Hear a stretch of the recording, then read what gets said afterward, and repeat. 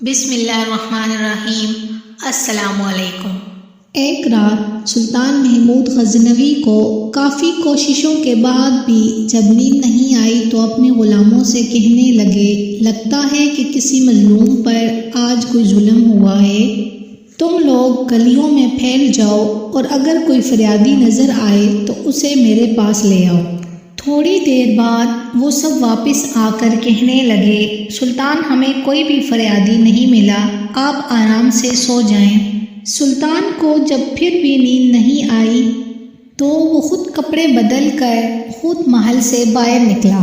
محل کے پچھواڑے میں حرم سرا کے نزدیک انہیں کسی کی فریاد سنائی دی، اے اللہ! سلطان محمود اپنے مصاحبوں کے ساتھ محل میں عیش و عشرت کی زندگی گزار رہا ہے اور محل کے عقب میں مجھ پر یہ ظلم توڑا جا رہا ہے۔ سلطان نے کہا، کیا بات کر رہے ہو؟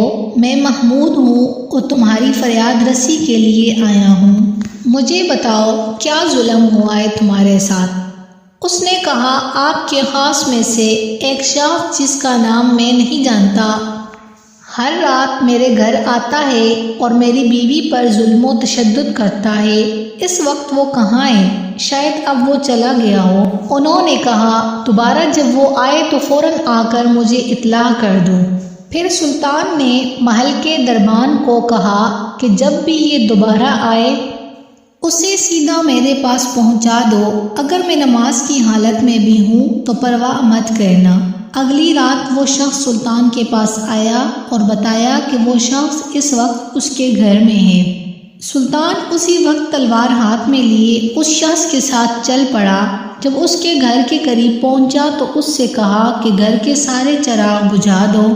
پھر اندھیرے میں ہی اس کے گھر میں گھس کر اس شخص کا سر تن سے جدا کر دیا۔ پھر سلطان نے حکم دیا کہ چراغ روشن کر دو۔ اس شخص کا چہرہ دیکھا اور سجدے میں گر پڑا۔ پھر گھر کے مالک سے کہا، اگر کچھ کھانے کو ہے تو لے آؤ، مجھے بہت سخت بھوک لگی ہے۔ آپ جیسا سلطان مجھ غریب کے گھر کا کھانا کھائے گا؟ جو کچھ بھی ہے لے آؤ۔ وہ شخص ایک سوکھی روٹی اٹھا لایا جسے سلطان نے بڑی رغبت سے کھایا۔ وہ شخص سلطان سے پوچھنے لگا کہ چراغوں کو بجھانا، سجدہ کرنا اور روٹی طلب کرنا، اس کے پیچھے کیا ماجرا ہے؟